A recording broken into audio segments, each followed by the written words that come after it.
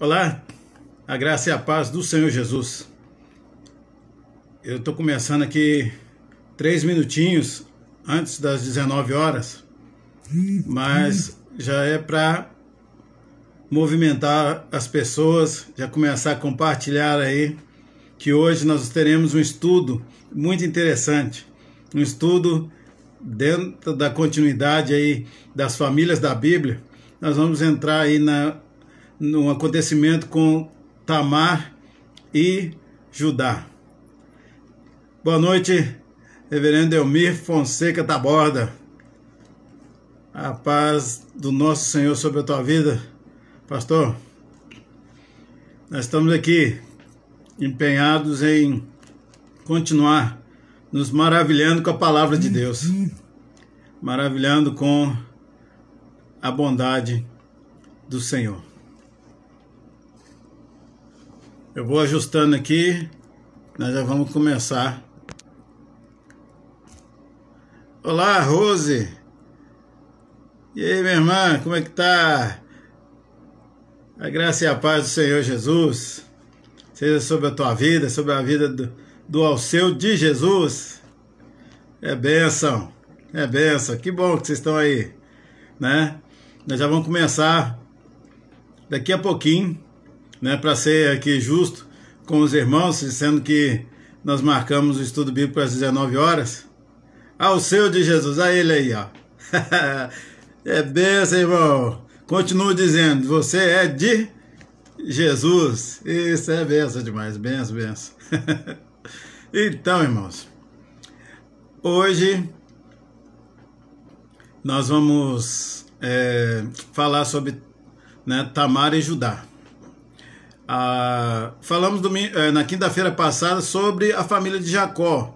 Já vimos que o negócio começou a ficar complicado, né? A estrutura familiar, os jeitinhos humanos, né, já estava começando a ficar complicado. E hoje estamos diante de mais uma situação que mexe com a mente da gente. Por isso, eu peço que vocês aí caminhem com a gente e que Deus abençoe essa caminhada. A Rose está falando, boa noite, pastor, e a família IPB Coniza. Isso, um abraço para os irmãos de Coniza. Agora mesmo o pessoal começa a entrar também. A Lucilene, já tem um bom tempo que nós não aparecemos aqui nas lives, né, Lucilene? Mas louvado seja Deus pela sua vida, né? Deus esteja abençoando aí, guardando você. Ela, né, a Luciane sempre está acompanhando aí as nossas lives. É bênção. Deus abençoe grandemente. Deixa eu ver quem mais está entrando aqui.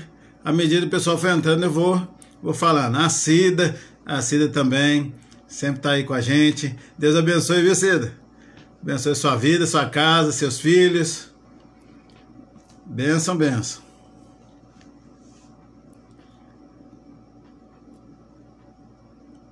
Olha, já são 19 horas e 1 minuto e nós vamos começar.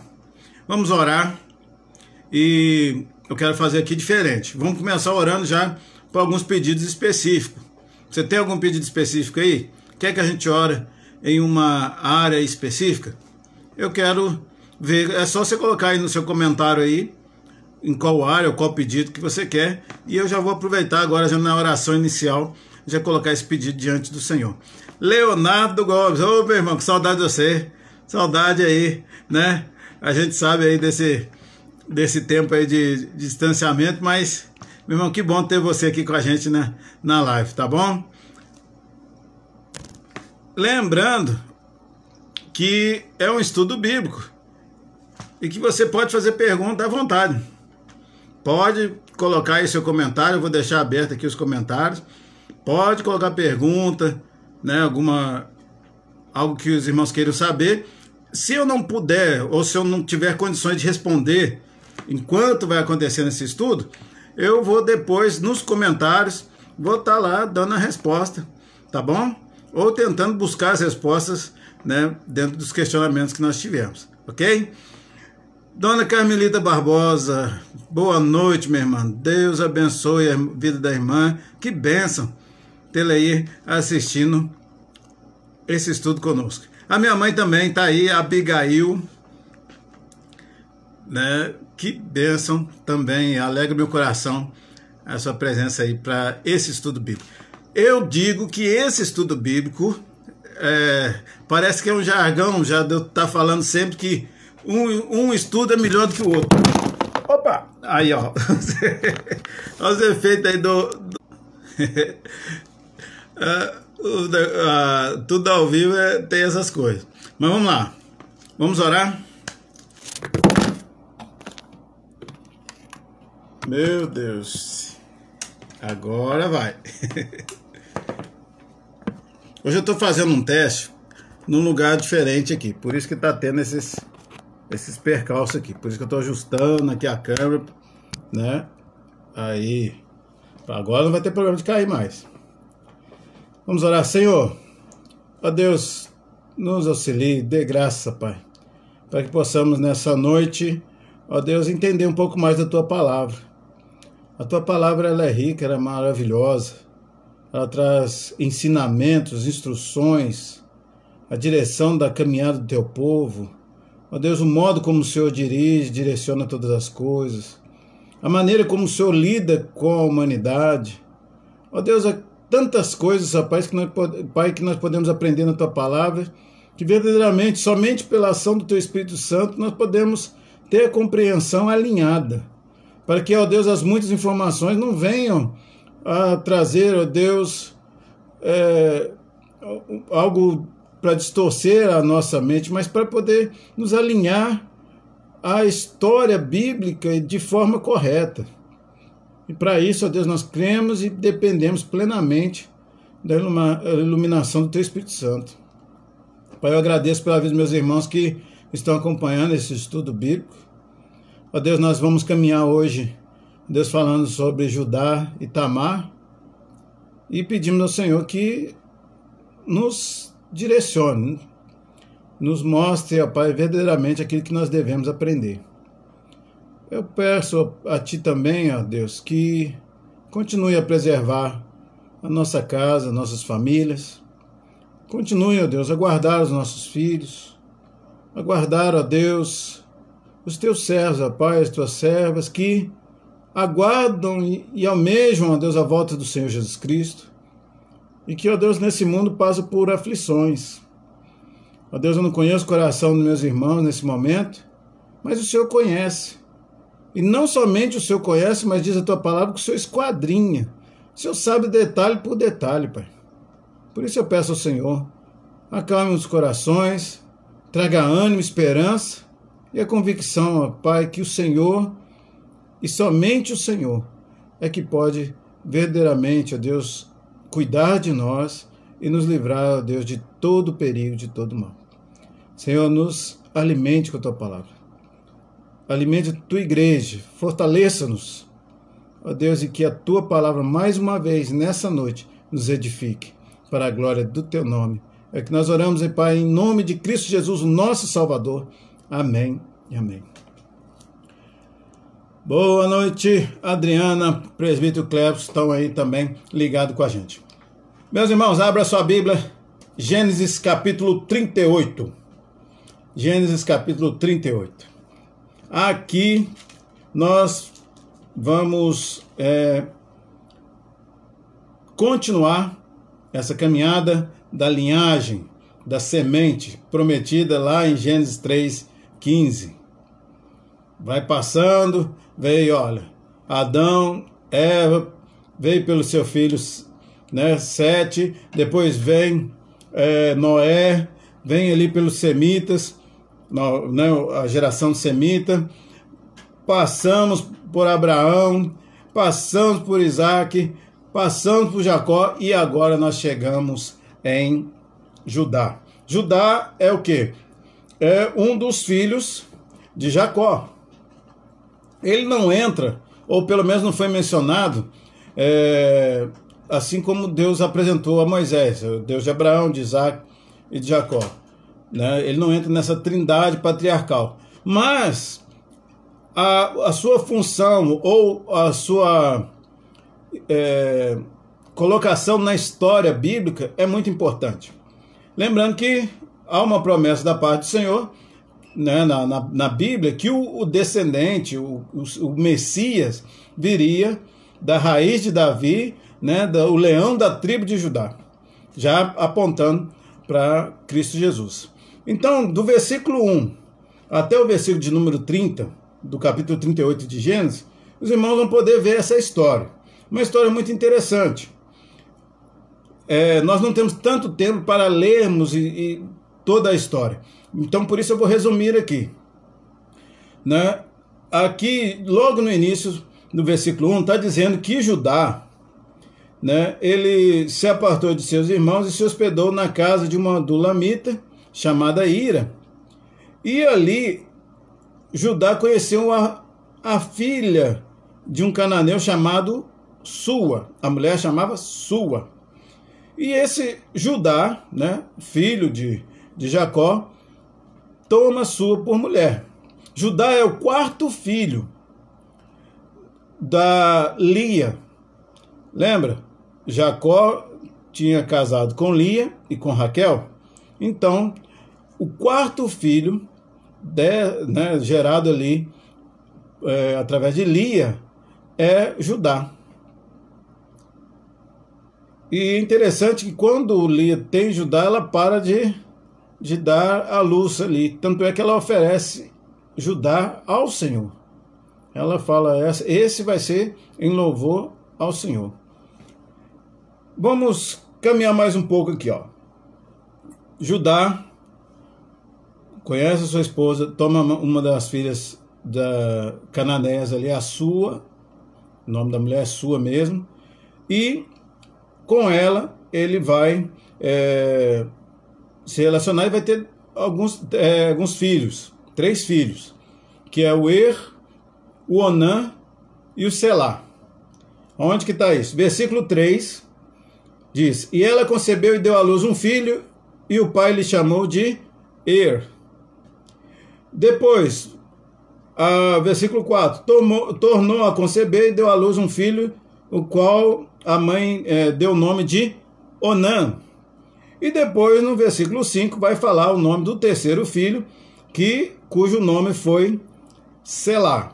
O interessante, né, a curiosidade que a gente pode ver aqui, é que esses filhos de Judá, eles nasceram ali na região mesmo de Judá, em Quezibe, e essa região Quezibe, ela ficava a 8 quilômetros de Jerusalém, provavelmente 8 quilômetros de Jerusalém. Então era uma terra não dos cananeus, não da Cananéia ali, da região dos cananeus ali, mas ficava justamente numa região de Judá, de propriedade de Judá. Então os filhos que nasceram nessa terra, eles não nasceram cananeus, eles nasceram judeus. Qual que é a importância disso? A importância disso, se você acompanhou os outros estudos bíblicos, ou não acompanhou, eu vou te explicar. Deus, desde lá de Noé, quando Noé abençoa e amaldiçoa ali, né, a Canaã, né, seria dada aos seus irmãos, e abençoa ali a Sem, desde ali da época de Noé, a orientação é de que os filhos de Deus não se misturassem com as mulheres cananeias. Não deveria haver isso. Porém, em um determinado tempo da história, os filhos de Jacó, e aí é que eu falo que a partir da família de Jacó começa o negócio a ficar mais complicado. Por quê? Porque algumas práticas dos filhos começavam a bater de frente com os princípios da palavra de Deus. E eles começaram a esquecer algumas coisas que já havia sido estabelecido desde lá de Noé, Abraão, Isaac, porque a mesma recomendação de Noé foi a recomendação de Abraão para Isaac. A mesma recomendação de Abraão para Isaac, Isaac deu para Jacó, para que ele fosse até lá, na casa de Labão, para poder pegar uma das filhas de Labão, porque ele não deveria misturar com as mulheres cananeias.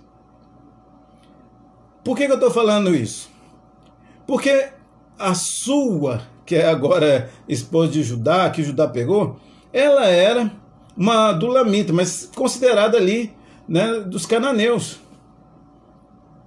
Porém, quando ele a toma e traz para sua terra, eles nascem, os filhos nascem ali na região de Judá, da terra, né, do território de Judá. Só para entender que, ainda que houve essa parte de Judá, dessa desobediência de ter pego, né, como esposa uma mulher cananeia, Deus ainda, na sua graça e misericórdia, não deixou que ele tivesse esses filhos lá na região de Canaã, mas tivesse na sua própria região, na região ali de Judá. A promessa do Messias, nós precisamos entender que ela foi dada de que Jesus Cristo viria, raiz de Davi, da tribo de Judá. Agora, algumas curiosidades aqui. Aonde que entra a Tamar na história? A Tamar, ela vai entrar na história como a nora de Judá. Judá, ele pega o seu filho mais velho, o ou não sei a tonalidade da pronúncia aí ao certo, mas esse filho é dado, né, é dado para ele uma esposa, e essa esposa chamava Tamar. A partir do momento que Judá dá a Tamar para o seu filho, Judá, pela própria tradição da época, ele assume uma responsabilidade sobre a vida de Tamar. Porque Tamar vai vir agora a ser esposa do seu filho Porém, né, ela vai se comprometer a ser esposa dele. Seja qual for a situação, ela é a esposa dele. E o que acontece? Esse filho ele faleceu. E quando o filho de Judá falece, entra em cena uma lei.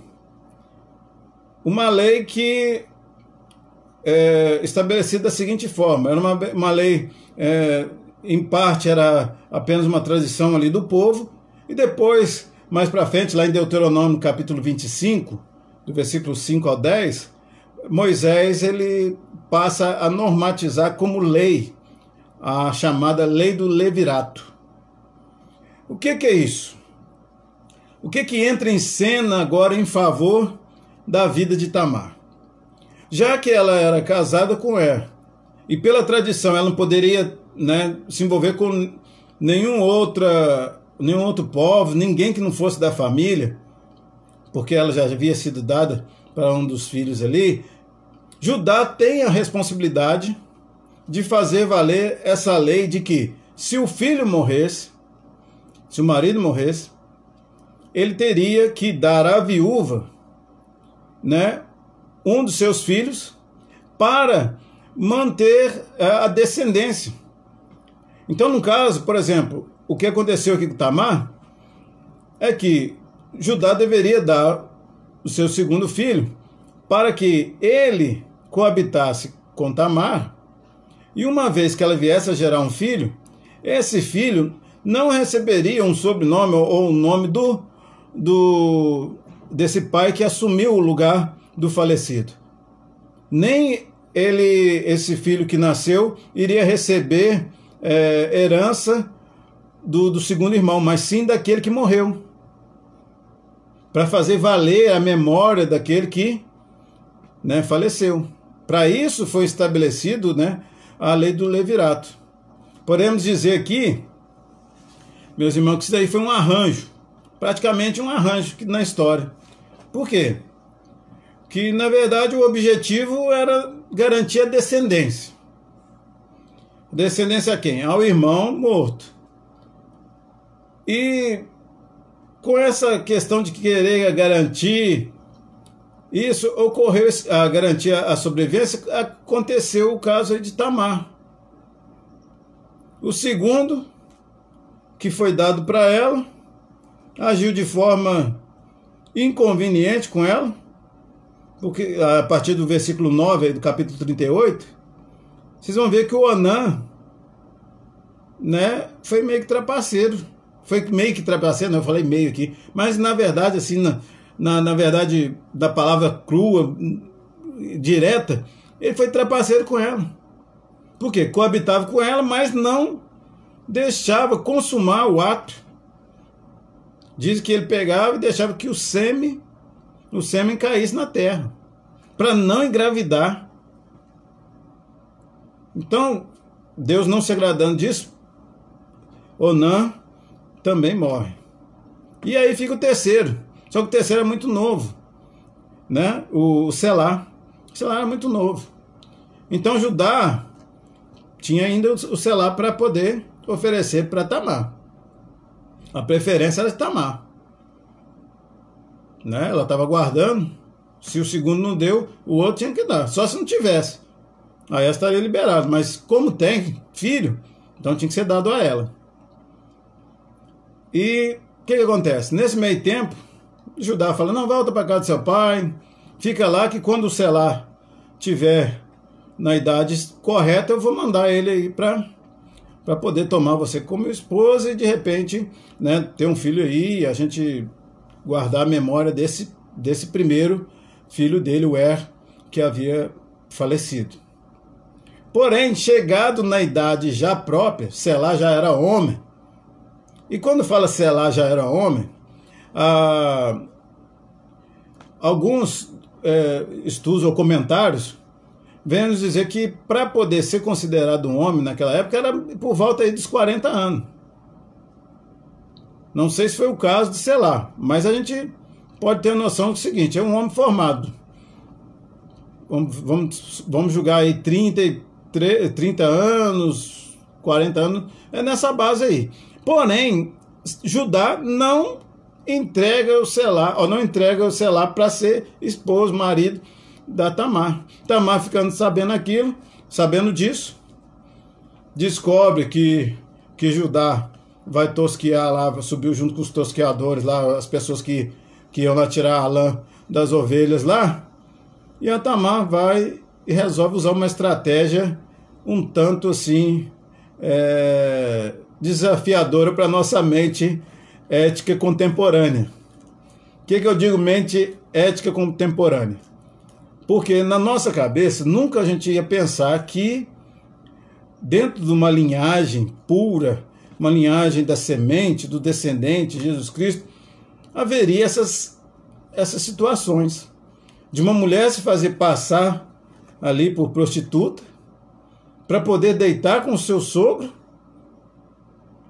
para dele conceber filhos, né, para poder manter ali o nome, manter uma geração. Na nossa cabeça, eu falo, e eu creio que você também, meu irmão que está me assistindo, sabe que não é fácil, não é algo tão fácil assim da gente entender. Mas o que eu quero dizer aqui? Que dentro dessa família, né, dentro desse conflito familiar, o que pegou ali foi que o patriarca, o cabeça, quebrou direitos e responsabilidades. Qual que era o direito da Tamar? O direito da Tamar era receber o filho. Qual que era a responsabilidade de Judá? Dar o filho para ela. Dizer que ela agiu certo, ela agiu correto, também é uma coisa que pega na nossa mente. Se nós não tivéssemos aí o desfecho da história e não tivéssemos ali agora, mais para frente, o que foi gerado desse ato sexual, e eu falo ato sexual por quê? Porque Judá ele só teve essa relação com Tamar, e depois quando ele descobriu que era a nora dele, porque mais para frente, quando, né, nos acontecimentos aqui, os irmãos que lerem o capítulo 38, vão ver que eles vão descobrir que ela estava grávida, aí vai falar, olha, ela adulterou, né? E Judá manda lá buscar ela para poder ser apedrejada, de acordo com a lei, ela tinha que ser apedrejada. E aqui eu abro um parêntese, você já viu que eles estavam muito rápidos para poder aplicar a lei quando era para punir, mas ele estava negligenciando a lei quando era responsabilidade dele? Quando era para punir o outro, olha, a lei, aplica a lei. E quando era para ele tomar suas responsabilidades, lei, não lembro. Esqueceu do que a lei dizia, a lei do levirato. Eu estou aqui fazendo essa pequena ilustração, abrir esse parênteses aqui, para dizer o seguinte: muitos conflitos, tanto na família bíblica quanto nas famílias hoje, são gerados por quebras de responsabilidade ou negligência de direitos. O que eu quero dizer com isso? Eu quero dizer que o casamento é um contrato, né? Você gera um contrato de compromisso com a outra pessoa. De repente, dentro do casamento, no dia a dia, vão se estabelecendo entre o casal algumas responsabilidades. O homem vai ficar responsável por isso. Olha, você vai trabalhar fora, ou nós dois vamos trabalhar fora, e quando nós voltar para dentro de casa, um vai responsabilizar por isso, o outro por outro, tal.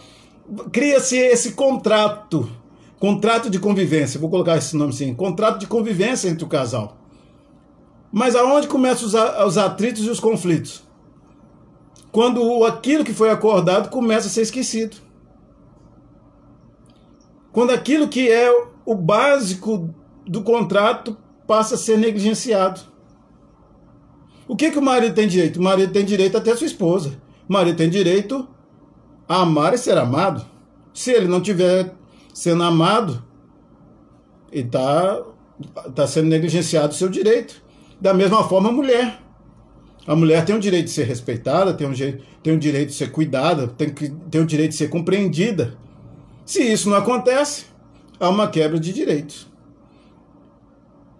Se ambos assumem a responsabilidade junto e uma parte ou outra deixa de cumprir a sua responsabilidade, automaticamente vai vir um conflito dentro de casa, vai ter um conflito na família. Aqui, com Tamar e com Judá esqueceu do direito da Tamar e esqueceu de que realmente ele tinha uma responsabilidade para com ela. Teria que tentar todos os filhos. Não deu? Aí ele iria liberá-la, né, da sua linhagem ali. Ele daria um jeito, liberava a Tamar. Mas ele negligenciou isso. Meus irmãos, vamos caminhar mais um pouquinho? Aqui, então, o que acontece? O Judá coabitou com a Tamar agora gera filhos. Dentro do ventre de Tamar agora gêmeos, o Pérez e o Zera, ou Zerá. Esses dois meninos aí, essas crianças no ventre de Tamar, vai acontecer na história aquilo que aconteceu lá já com Jacó e Esaú, onde há aquela questão ali, aquela disputa dentro do ventre, onde que Deus já direciona, né, quem vai estar realmente ali governando, quem vai estar realmente se destacando. Há esse processo seletivo ali, né, dentro dessas duas opções. No caso de Jacó e Esaú, Deus já tinha falado que o mais velho ia servir o mais moço. E aconteceu, né? Jacó sobressaiu a Esaú. No caso de Pérez e Zera, nós vamos ter também aí um desfecho na história desses dois. E que é muito interessante, que eu vou dar aqui a referência bíblica também para você verificar. O que a gente está vendo aqui, irmãos, e que muitas vezes as pessoas, não sei se é o caso de algum que está nos assistindo, aqui diz assim, pastor, eu até comecei a ler a Bíblia, mas depois começa a ficar confuso.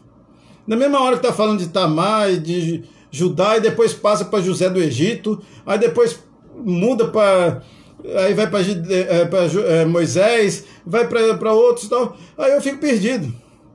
Então, deixa eu pegar contigo aqui o fio de ouro da história bíblica, da linhagem da semente. Segura firme. Por que nós estamos falando sobre Tamar e Judá? Porque dos filhos dele vai sair aí os netos, vai sair a geração, a genealogia de Jesus. Vai passar por Davi e vai chegar até Jesus.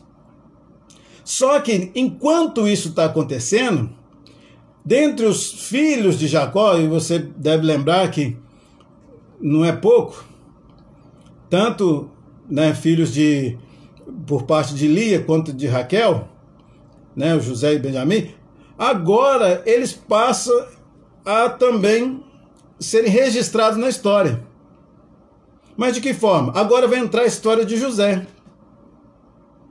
É como se, enquanto está acontecendo esses eventos aqui com Judá e a Tamar aqui, olha, grávida, aqui Deus já havia providenciado uma outra maneira de trazer livramento e preservação para o seu povo. Como que ele faz isso? Ele faz através de José, também conhecido como José do Egito. José do Egito. O que é interessante? A promessa do Messias é pela tribo de Judá. Porém, na história agora apresentada por José, quem parece ter poder na história para poder preservar o povo de Deus é José. Por quê? Porque ele vai lá para o Egito e lá, sendo um dos maiorais lá, pouquinho abaixo de Faraó, ele tem toda uma situação com os irmãos dele que o venderam para lá para servir como escravo. Porém, o que nós vamos fazer aqui? Nós vamos ver que nessa história toda, onde José poderia de repente ter destruído seus irmãos, ou ter se vingado dos seus irmãos, Deus providenciou um dos irmãos para intermediar o conflito, intermediar uma situação até criada propositalmente por José, mas que agora esse irmão se interpõe para que haja um desfecho pacífico. Quem que fez isso? Se os irmãos abrirem lá em Gênesis 44, do versículo 14 até o versículo 34, Gênesis 44, do 14 ao 34, nós vamos ver quem aparecendo aí na história? Judá. Judá, esse da Tamar? É. O Judá aparece intermediando a situação. Ele aparece falando para José: olha, não nos mata. Aqui no versículo 16 do capítulo 44. Então disse Judá: que responderemos a meu senhor? Que falaremos? Como nos justificaremos? Achou Deus a iniquidade de teus servos, e eis que somos escravos de meu senhor. Tanto nós como aquele em cuja mão se achou o copo, aquele copo que José havia ali mandado um dos seus servos para esconder, para criar essa situação mesmo com os irmãos. Judá chega para José, intercede pelos seus irmãos. A história de José é maravilhosa.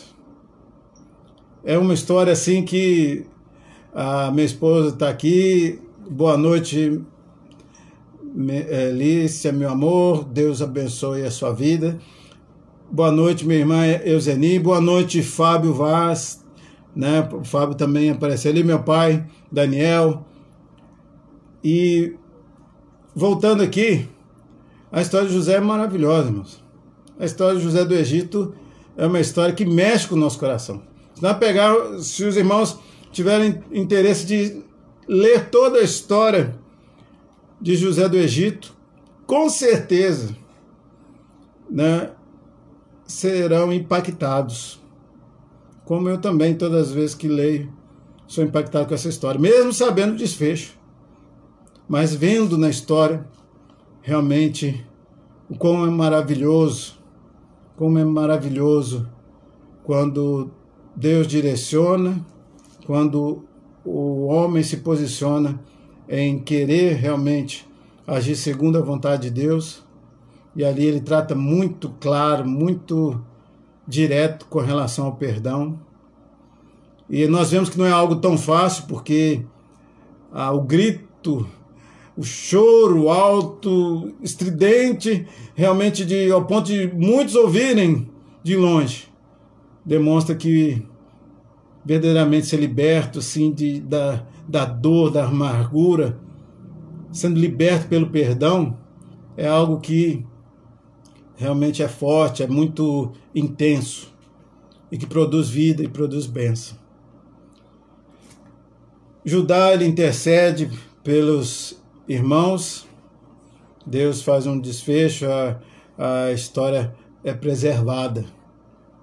Aí você pergunta assim, como que pode uma coisa dessa? Como que pode isso tudo acontecer assim? Sogro, nora, filhos que morreram, morte, essa bagunça toda, como que pode ainda dessa família, dessa linhagem, ser preservado a semente, a promessa do Messias, do descendente que pisaria a cabeça da serpente? Como que pode? Irmão, só tem uma forma, ou existem outras formas, claro, dentro da palavra de Deus, mas o que me vem à mente aqui é a própria fala do profeta messiânico, profeta Isaías. O profeta Isaías, no capítulo 55, versículo 8, ele diz, porque os meus pensamentos não são os vossos pensamentos, nem os seus caminhos, os meus caminhos, diz o Senhor. Sabe? Tem coisas que nós não conseguimos entender. Tem coisas ou pessoas que Deus usa, que Deus transforma, que Deus muda, que a nossa mente, os nossos pensamentos não conseguem alinhar com o raciocínio de Deus. E louvado seja o nome do Senhor, porque tem essa palavra, Isaías 55, 8, onde que o próprio Deus, o Senhor diz, os meus pensamentos não são os seus pensamentos. Os caminhos de vocês, a forma como você fala, não, peraí, se é para sair da linhagem ali, então vai todo mundo certinho, não vai ter nenhuma mulher estéril, né, não vai ter nenhuma intriga na família, e vai chegar tudo certinho no final. Os pensamentos, os caminhos dos homens, na nossa mente é assim, embora que na prática a gente sabe que não é isso que acontece. Mas os pensamentos dos homens são assim, e o Senhor diz, os meus pensamentos não são os seus pensamentos, os seus caminhos não são os meus caminhos. O Senhor é que sabe. E ele quis usar uma situação e Deus agora contorna aquela situação, dando ali com que Tamar gerasse 2 filhos, Pérez e Zerá. Aonde que é? Qual deles, pastor? Qual deles, então, vai ser aquele que vai ser preservado ali a semente? São 2 filhos? De qual que vai ser, então, o descendente, aquele que vai manter a geração para chegar lá em Davi e para passar e chegar em Jesus? Então, a resposta é o seguinte: através de Pérez. Através de Pérez. E o Zerá? O Zerá, ele teve os seus filhos ali. Ele teve. Tanto é que nós vamos conhecer quem que é um dos descendentes do Zerá no livro de Juízes, no capítulo 7. E eu não vou ler o texto todo porque, igual eu falei, é questão do tempo que nós temos aqui. Mas podem conferir na sua Bíblia. Juízes, capítulo 7. Nós vamos dar um salto ali para Juízes. Capítulo 7, do versículo 1 até o versículo 26, vai falar da história de um homem chamado Acã. Você lembra da história dele? Já ouviu falar da capa de Acã? Então, é esse aí, é o próprio. E esse Acã é descendente de quem? Ele era de linhagem de quem? De Pérez ou de Zerá? Ou do Zera? Era do Zera. E aí, tem mais um detalhe aí na palavra de Deus. A questão toda não para só aí. A questão é que quando descoberto, quando Josué ali descobre, né, que estavam perdendo as batalhas ali, e que Deus mostra ali para ele, né, que a situação toda estava por causa de Acã. Acã e toda a sua descendência, esposa, filhos, são ali mortos. Sabe o que aconteceu com os descendentes de Zerá? Zerou tudo. Zerado. Acabou. Por causa do ato de Acã, que gerou muitas e muitas mortes. Antes que alguém tome as dores de Acã, o povo era muito violento. Por que só não corrigiu ele, não deu umas chicotadas nele? Nós temos que ver que haviam as leis na época e havia realmente as punições ali do próprio povo, e que por causa de um ato realmente reprovado, muitas e muitas, milhares de pessoas morreram por causa daquele ato. Então, a punição de Acã foi zerada ali a sua descendência. Então, a única descendência que nós temos agora, o único braço de descendência da tribo de Judá, vem por Pérez. Então, nós vamos ver que a providência de Deus vem conduzindo a história, através, então, agora, de uma pessoa que passa até desapercebido. De certa forma, a gente lê a história dela e, se não aprofundar, passa desapercebido. Sabe quem que é? Raabe. Raabe era uma prostituta, mas que escondeu os espias quando eles foram lá olhar a terra lá em Jericó, né? Em Jericó, e ela escondeu, preservou a vida dos soldados ali de Israel, e a vida dela foi preservada. E não somente a vida dela foi preservada, como depois ela entra na história. Entra na história, não, já faz parte da história, desculpa aqui, deixa eu corrigir. Ela já faz parte da história.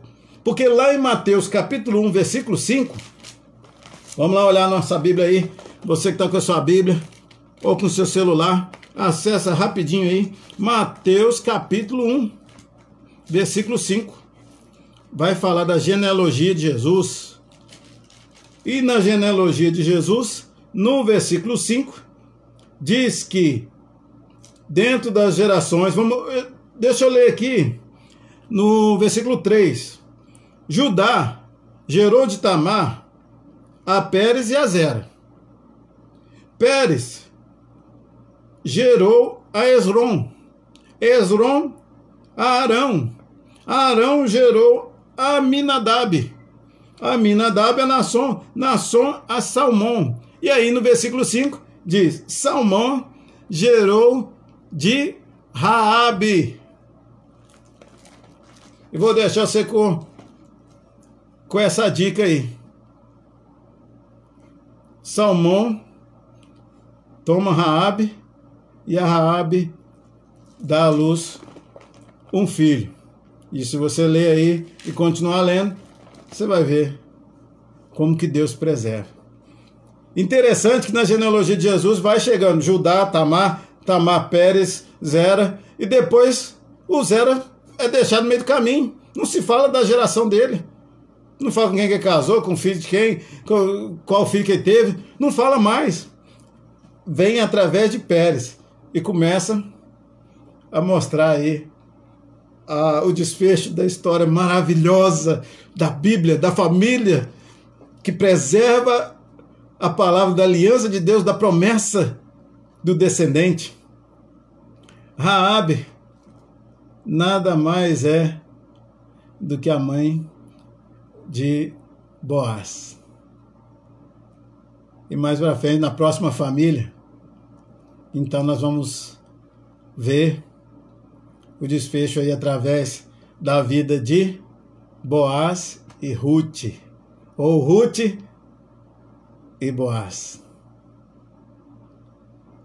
Pastor, não aconteceu nada no meio disso, não? É aquilo que eu falei. Se for seguir a leitura, vai aparecer o Gideão, vai aparecer José, ou vai aparecer Josué, depois vai aparecer, né, o Gideão, vai aparecer Sansão, vai aparecer todos esses. Mas esses aí, eles entram como um complemento da história do povo. É como se tivesse, a gente tá vindo aqui com a linha aqui da linha familiar, em determinado momento abre-se um leque para poder ver o que está acontecendo com as outras pessoas, porque não são apenas 12 pessoas, 10 pessoas, não, nós estamos falando de uma nação, nós estamos falando ali de milhares e milhares de pessoas que estão andando ali, caminhando, tendo filho, gerando neto, fazendo, e assim, para não abrir demais o bojo aqui de todo o complexo aqui do povo, a gente pega a linha principal. A linha principal aqui, né, o fio de ouro aqui da história, é a linhagem do descendente. A linha que vai chegar lá em Jesus. Então a Bíblia faz isso. Ela traz a história aqui, eu venho falando de Raabe, um determinado momento não fala mais dela, mas depois lá para frente nós vamos ver que ela não foi à toa que colocou a Raabe para ser registrado. Não foi à toa que ela entrou na história e o nome de uma prostituta na Bíblia. Por que eles registraram isso? Porque através dessa linha aí, Deus confunde a mente da ética contemporânea. Confunde a nossa mente hoje. Mas os princípios e os pensamentos dele são mais altos que o nosso. A gente não compreende. Nós olhamos por fora.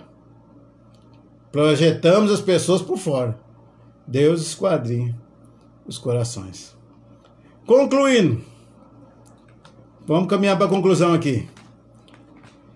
Deus mantém a preservação da semente, ela dando direção, um rumo, um propósito, por ele estabelecido. Não é uma história fácil da gente compreender, né? Uma história incomum, bem diferente daquilo que a gente já tinha visto anteriormente. Mas se nós olharmos para Deus, nós vamos ver que para Deus nada é improvável. Querendo ele agir, querendo ele fazer, ele não precisa da nossa permissão. Ele nem precisa da nossa aprovação. Ô Senhor, o Senhor fazer uma coisa dessa? Não precisa. Ele é Deus. Até dos grandes questionamentos, às vezes, da humanidade é por que Deus permite isso? Por que Deus permite aquilo? Porque ele é Deus, aí. Se ele quiser permitir, ele permite. Se ele quiser fazer, ele faz. Se ele não quiser, ele não faz. Quem é o conselheiro de Deus? Ele não precisa. Ele é o grande eu sou. Ele dirige e determina todas as coisas conforme o seu querer, a sua vontade. E para nós é difícil Deus usar e trazer uma semente através de uma prostituta, trazer uma semente de um ato entre um sogro e a nora. Como que é isso? Como que pode? se Deus quis direcionar a história ou trazer preservando a semente, Ele é Deus. Ele é o Senhor. Ele torna as coisas improváveis aos olhos humanos provável aos seus olhos. Meus irmãos, vamos colocar esse estudo hoje de forma prática para a nossa aplicação. Vamos aqui ver o que a gente pode trazer para a nossa vida. Na verdade, assim, contexto familiar. Mais uma vez eu digo, existem direitos que devem ser preservados. No ambiente familiar, não quebre o direito do outro. E não abra mão das suas responsabilidades. E interessante que eu estou fazendo na live, estou olhando aqui, estou olhando para mim mesmo. É como se eu estivesse no espelho e eu estou falando assim, não quebre os direitos. Cumpra com as suas responsabilidades. Eu estou olhando para mim mesmo e estou falando isso. Porque no ambiente familiar nós precisamos disso. No ambiente familiar que vai entrar para dentro da igreja. E que lá, uma vez, no contexto familiar, se é preservado direitos e responsabilidades, quando nós vamos para dentro da igreja, nós não temos dificuldade com respeitar os direitos dos outros e nem temos dificuldade de assumir responsabilidades. Isso tudo já está trabalhado lá na base familiar. Meu irmão, minha irmã, estabeleça regras, direitos e deveres dentro da família. Isso são acordos, contratos feitos que contribuem para o crescimento da família. Por isso que nenhuma família é igual a outra. A estrutura pode ser homem, mulher, tal, pode até ser, mas o conceito de regra, de direitos estabelecidos ali dentro, é feito dentro da família. Olha que Deus maravilhoso, olha a particularidade que Ele nos dá. Tem família que a regra é o seguinte, olha, ninguém vai entrar dentro de casa de sapato, ou de chinelo, ou coisa desse tipo, vai entrar só de meia. É um contrato, é uma regra. Se eu fizer isso em outro lugar que não tem essa exigência, eu vou estar pecando? Não. Não é regra daquela casa. Então existe isso aí. Existem essas regras, esses direitos, esses deveres, essas responsabilidades que constituem um apanhado de bênção na vida familiar. Se Judá, vamos supor aqui, se Judá tivesse respeitado o direito de Tamar de ter seu filho, ele não teria passado por uma situação tão embaraçosa como foi a que ele passou. De querer punir a Tamar porque estava errado, mas esquecer que ele tinha negligenciado o direito dela e tinha sido negligente com a sua responsabilidade. Meus irmãos, Deus te abençoe. Não perca quinta-feira, Ruth e Boaz. Que história maravilhosa. Gente, o que é maravilhoso da linhagem aí, da família da promessa, é que quando a gente pensa assim, agora acabou, agora não tem jeito, agora cortou, agora não vai ter essa linhagem aí não, agora o fio arrebentou. Não! Deus é maravilhoso. A história não para. Ele liga os pontos, os fatos, ele mantém a história maravilhosa e cumpre a sua promessa. Vamos continuar nessa caminhada. Deus te abençoe. Vamos orar? Se tiver alguma pergunta, se eu falei algo que ficou em dúvida, se eu não mencionei seu nome, me perdoe.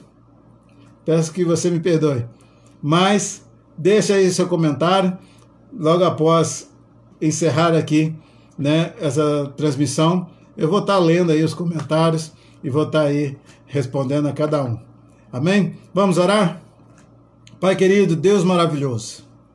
Senhor, dentro das mazelas do homem, dos arranjos, ó Deus, das práticas, ó Deus, inventadas pela mente humana, ó Deus, para tentar, ó Deus, sanar, ó Deus, situações de pecado, situações, ó Deus, de erros. O Senhor, Pai, na sua infinita graça, mantém e estabelece de forma firme e fiel a tua vontade. Pai querido, obrigado, Senhor. Obrigado, Senhor, porque o Senhor não nos fez robôs. Nós tomamos as decisões, tomamos caminhos, escolhas muitas vezes erradas, mas, ó Deus, eu te louvo, ó Deus, porque o Senhor não nos fez robôs, mas o Senhor nos fez filhos. E o Pai não abandona o seu filho. E nós, ó Pai querido, queremos nessa noite te agradecer, porque mesmo, ó Deus, com as nossas limitações, com as nossas escolhas, ó Deus, muitas vezes equivocadas, o Senhor permanece misericordioso e bondoso para conosco, nos dando, ó Deus, dias, né, e noites como essa que nós passamos aqui, estudando a tua palavra, sendo, ó Deus, confrontados, ó Deus, pelas práticas do povo daquela época e aplicando nos nossos dias, ó Deus, a importância, ó Deus, de realmente assumirmos responsabilidades e de garantirmos direitos. Senhor, abençoe meu irmão, a minha irmã, abençoe a todos que ouviram e que ainda vão ouvir, ó Deus, esse estudo. Que o Teu Espírito Santo nos edifique cada vez mais e gere em nós expectativa na caminhada, para, Deus, podermos vislumbrar, ó Deus, o resultado dessa caminhada, da linhagem, da família da promessa, apontada na pessoa de Cristo. Ó Deus, eu te louvo, te adoro, peço ao Senhor, continue, ó Pai, com a tua mão estendida sobre cada um, concedendo a bênção, a paz e o refrigério necessário nesses tempos tão difíceis, mas que, ó Deus, nós sabemos que em Cristo Jesus nós estamos vencendo e venceremos para a glória do Teu nome. Em nome de Jesus que eu oro. Amém e amém. Deus te abençoe. Tenha uma boa noite a todos aí que acompanharam. Nós já estamos aqui encerrando essa transmissão. Deus abençoe a sua vida. Deixa aí seu comentário, seu boa noite. Boa noite de forma que geral a todos. Obrigado por acompanhar o estudo bíblico dessa noite. Até quinta-feira. Ruth e Boaz.